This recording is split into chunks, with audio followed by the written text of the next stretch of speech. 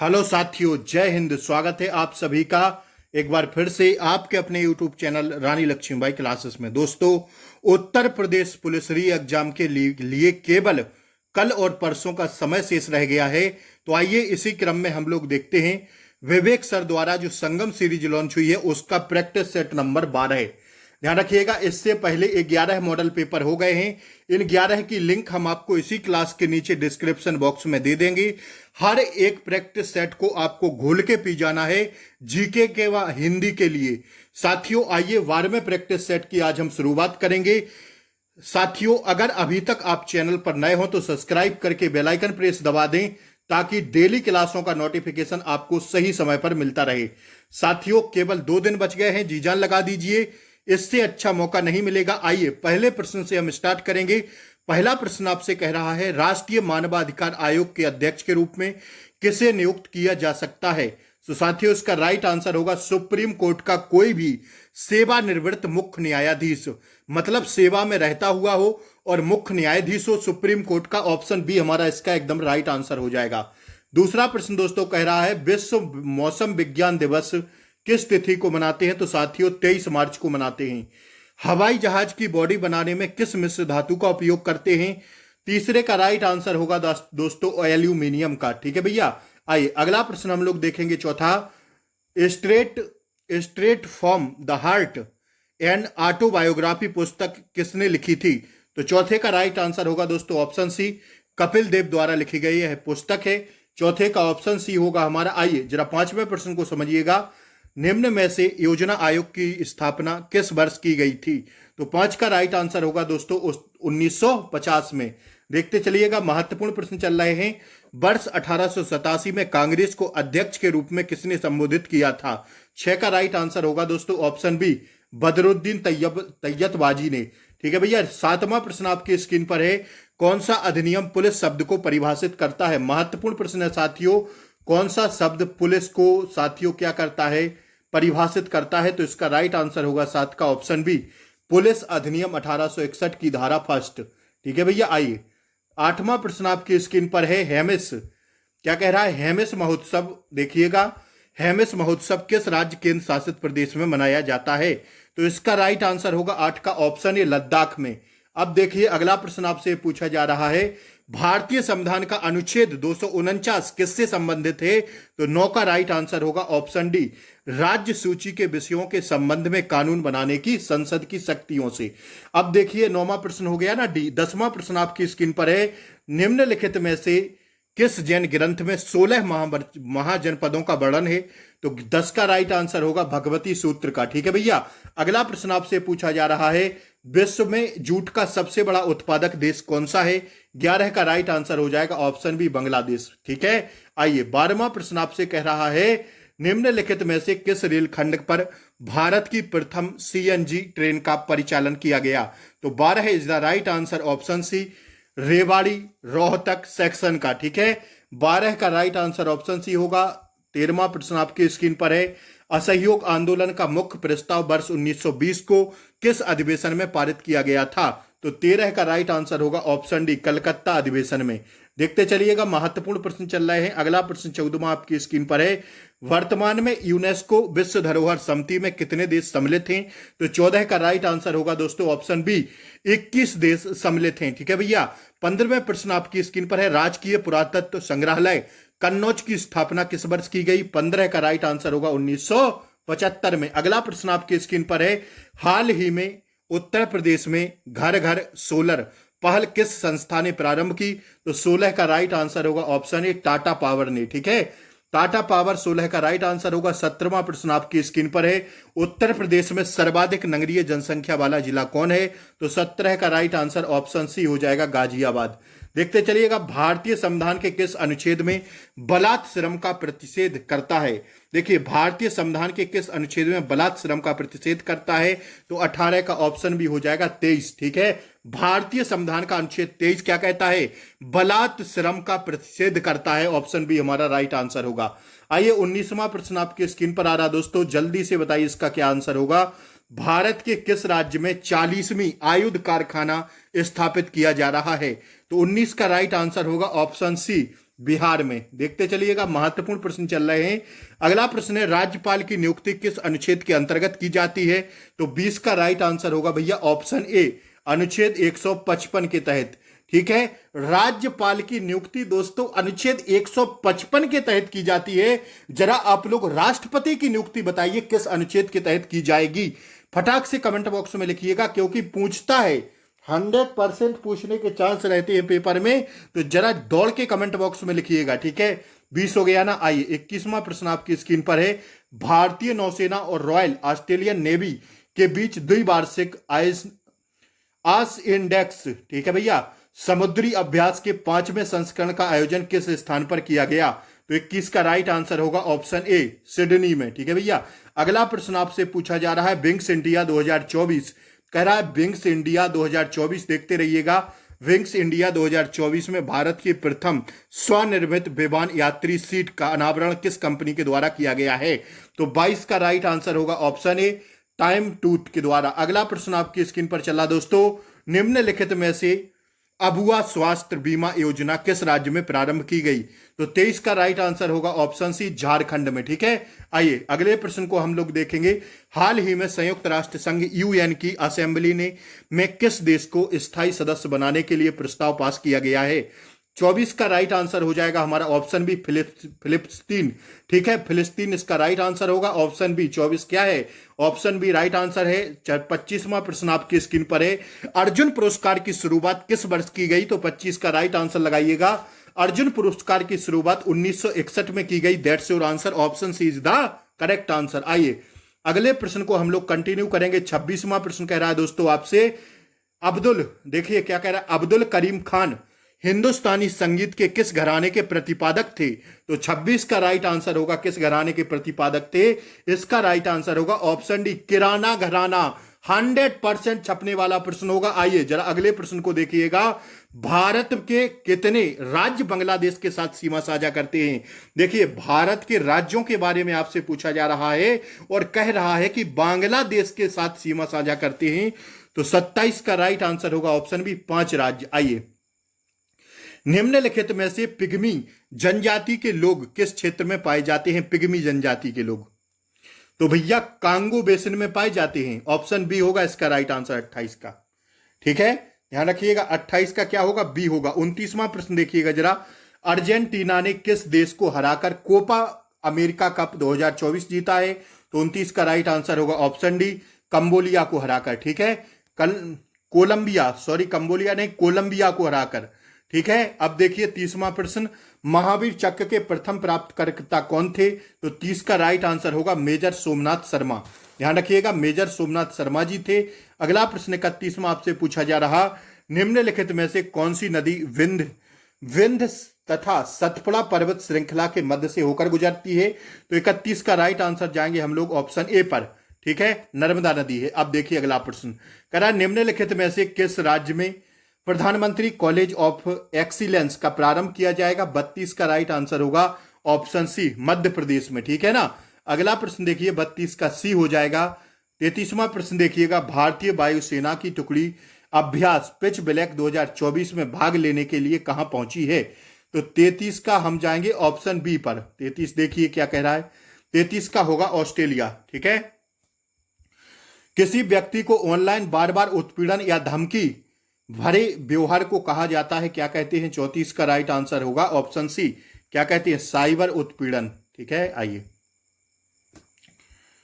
राज्य कह रहा है, राज्य माल एवं सेवा कर कौन लगाता है? तो 35 का राइट आंसर होगा ऑप्शन बी, कौन लगाता है? राज्य सरकार लगाती है। ठीक है, आइए जरा अगले प्रश्न को देखिएगा, हाल ही में किस देश के फुटबॉलर थॉमस मुलर ने अंतरराष्ट्रीय पुरस्कार से संन्यास लिया? तो 36 का राइट आंसर होगा हमारा क्या? ऑप्शन सी, जर्मनी के थे। ठीक है, आइए 36 का सी हो गया ना। 37वां प्रश्न देखिए, भारत में किस पंचवर्षीय योजना के अंतर्गत गरीबी हटाओ का नारा दिया गया था? देखिए, भारत में किस वर्ष पंचवर्षीय योजना के अंतर्गत गरीबी हटाओ का नारा दिया गया था? तो इसका राइट आंसर होगा 37 का। किस वर्ष दिया गया था? पांचवी पंचवर्षीय योजना में। ठीक है, 36वां प्रश्न देखिए, 38वां प्रश्न देखिएगा, निम्नलिखित में से किस अर्थशास्त्री ने भारत में सर्वप्रथम गरीबी का अध्ययन किया और 1956 से 68 के मध्य ग्रामीण निर्धनों को प्रतिशत में कमी होने का संकेत दिया। तो 38 का राइट आंसर जाएंगे ऑप्शन ए पर, बी आर दांडेकर ने, ठीक है, बी एम दांडेकर ने। साथियों यहां हमारा जीके का फिनिश होता है वार्मा मॉडल पेपर। 38 में से वीडियो रोकिए और फटाक से लिखिएगा ईमानदारी के साथ कि 38 में से आज आपका जीके में कितना सही हुआ। आइए हम लोग हिंदी की शुरुआत करते हैं। विलोम शब्द का कौन सा युग्म गलत है?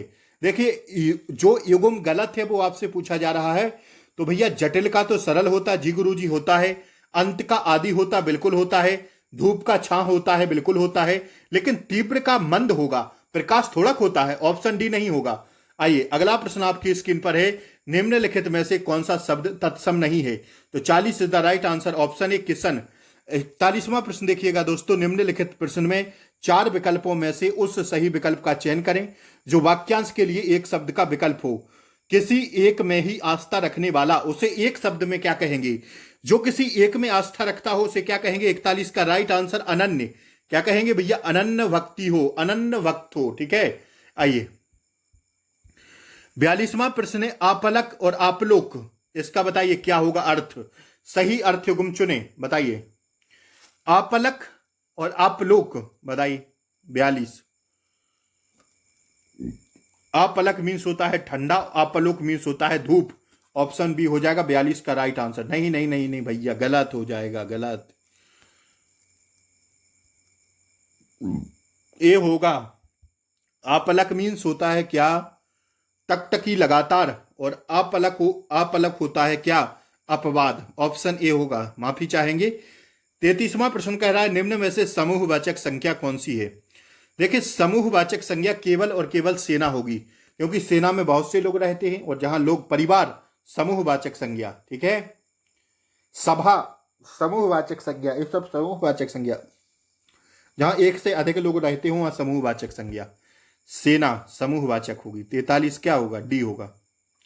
निम्नलिखित शब्दों के सही पर्यायवाची शब्द युग होंगे क्रमशः पेड़, उत्तम और लता किसके होंगे? बताइए। 44 बी बिटप का होता है पेड़, पेड़ के होते हैं बिपट, बिटप, ठीक है, पादप पेड़, उत्तम का मुख्य और लता का बेल, ठीक है।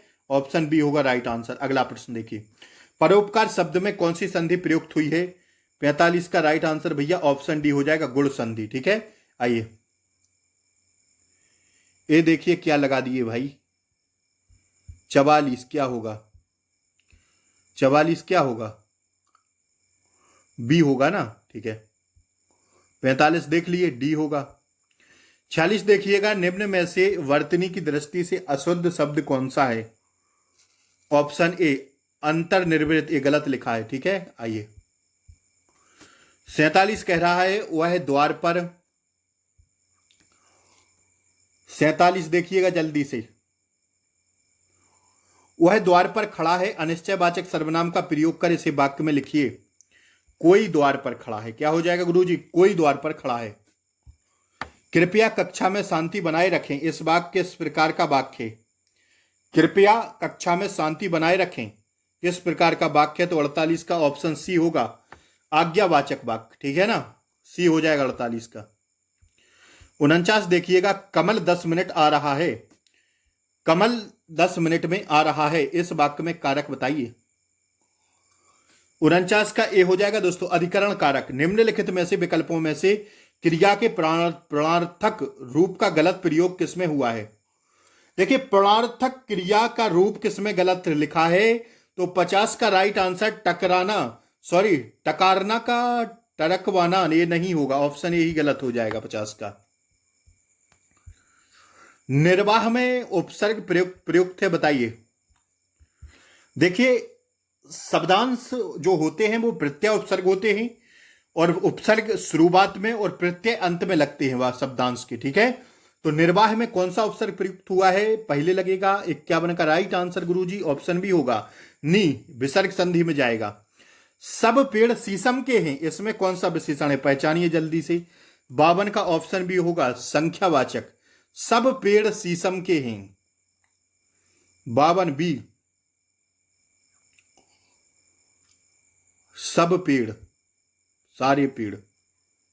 संख्यावाचक होगा, गुणवाचक होगा, देख लीजिएगा। आइए अगला प्रश्न देखिएगा इसमें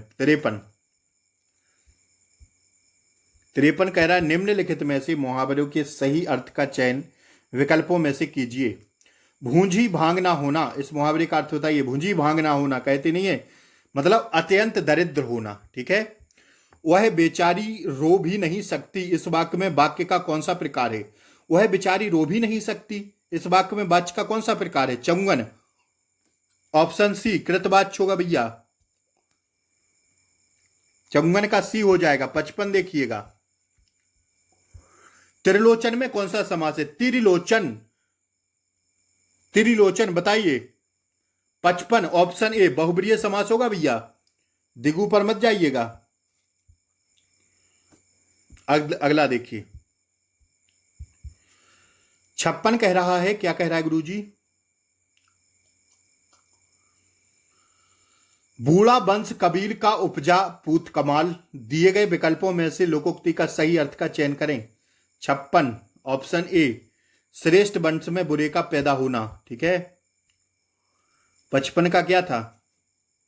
ए था ना। 56 ऑप्शन ए श्रेष्ठ वंश में बुरे का पैदा होना। 57 देखिए, चोर वहां दीवार के पास खड़ा था, इस वाक्य में वहां किस प्रकार का क्रिया विशेषण है? वहां किस प्रकार का क्रिया विशेषण है? 57 का सी हो जाएगा दोस्तों, स्थानवाचक क्रिया विशेषण। 58 देखिए, निम्न विकल्पों में से अशुद्ध वाक्य छांटिए, बताइए। इसमें 58 में अशुद्ध वाक्य हो जाएगा लड़के ने घर जाना है, लड़के को घर जाना है, लड़के ने घर जाना है थोड़ी होगा, भी गलत हो जाएगा। आइए 59वां प्रश्न देखिएगा, 59 देखिए जल्दी से। समानाधिकरण शब्दों के मध्य में किस विराम चिन्ह का प्रयोग होता है? समानाधिकरण में बताइए। अल्प विराम का, बी हो जाएगा। 60 देखिए, निम्न में से कौन सा शब्द स्त्रीलिंग है? 60 बताइए। तो भैया सभा स्त्रीलिंग है केवल, बाकी पत्ता चंदन गिरह पुल्लिंग में आएंगे। ओम बिंदु चुग रही हंसनी मोती उनको जान, उपर्युक्त पंक्ति में कौन सा अलंकार प्रयुक्त हुआ है? ओस बिंदु चुग रही हंसनी मोती उनको जान, इसमें बताइए। ऑप्शन बी भ्रांतिमान अलंकार होगा। खाना अभी अभी बनकर तैयार हुआ, दिए गए वाक्य का काल निर्धारण करें। अभी अभी, जस्ट अभी बनके तैयार हुआ खाना। 62 आसन्न भूतकाल, आसन्न मतलब अभी अभी, ठीक है। सर्प, मेढक, सिंह, घोड़ा, वानर, हाथी आदि को समझाने वाला शब्द क्या क्या कहेंगे इसे? हरि। निम्न में अर्ध स्वर कहलाता है क्या? 64 बताइए। ऑप्शन ए या। 65 देखिए, मनरे तन का गद का पुतला, लागे बूंद विनाश छाए छिन में, गर्भ करे क्या इतना, इसमें बताइए कौन सा रस होगा? 65 शांत रस हो जाएगा, ठीक है। आइए 66 देखिएगा, क्या कह रहा है दोस्तों? हिंदी भाषा के उद्गम एवं विकास के सही क्रम का चयन कीजिए। 66 का सी होगा। संस्कृति, पाली, प्राकृतिक अपभ्रंश, सौरसेनी, पश्चिमी हिंदी, खड़ी बोली, ठीक है। सही क्रम है हिंदी विकास का। आइए 67, 68, 69, 70 देखिए, निम्न विकल्पों में से एक वचन शब्द का चयन करो। 67 ऑप्शन डी हर एक फल, हर एक फल। हर गीत का छंद में कितनी मात्राएं होती हैं? 68, जल्दी बताइए। 68 ऑप्शन सी 28। चित्त कोबरा के उपन्यासकार कौन है? 69 ऑप्शन ए मृदुला गर्ग, देखते चलिएगा, ठीक है भैया। 70 बताइए, संस्कृति के 4 अध्याय किसकी रचना है दोस्तों? बोलिए जल्दी से। रामधारी सिंह दिनकर की, ठीक है। सी हो जाएगा 70 का। साथियों अब यहां से गद्यांश पूछा जा रहा है और गद्यांश से 4 से 5 प्रश्न छपते हैं। अगर आप गद्यांश को भली भांति पढ़ लेते हैं तो 10 नंबर आपके मुट्ठी में होंगे, ठीक है। मैं पढ़ रहा हूं, सुनते चलिएगा। प्राचीन आर्य ऋषि के इनके अलौकिक गुणों का पता लगाया था तथा इसे अन्य उच्च स्थान प्राप्त किया। नीम के सेवन से कई तरह की व्यापादियों का मुक्ति मिलती है। केवल इसके पत्ते खाकर स्वस्थ जीवन व्यतीत करने वाले ओजस्वी एवं प्रसन्न चित्त विरक्त महानुभाव मौजूदगी मौजूद हैं। यह पेड़ घनी और शीतल छाया का प्रदान करता है। इसे सफेद फूल खिलते हैं। वृक्ष बहुत पुराना होने जाने पर इसमें शुद्ध चंदन की खुशबू आने पर लगती है। इस पेड़ की कटाई होने पर भी इसकी जड़ें अपने आप में पनपने लगती हैं और कुछ भी वर्षों में बड़ा सा वृक्ष पुनः स्थापित हो जाता है। इस मामले में पीपल का पेड़ इसका जिगरी दोस्त होता है। जहां पीपल का चबूतरा बना हो उसके आसपास नीम का चबूतरा होता ही है। वृक्षाधिपति मार्ग के लिए नीम सबसे प्रयुक्त पेड़ होता है। चिलचिलाती धूप में भी यह पेड़ राहगीरों को घनी शीतल छाया प्रदान करता है। ठीक है, चंदन का पेड़। अब देखिए इसके प्रश्न। पहला प्रश्न कह रहा गद्यांश में कहा गया कि नीम और पीपल कोई वृक्ष जिगरी दोस्त थे।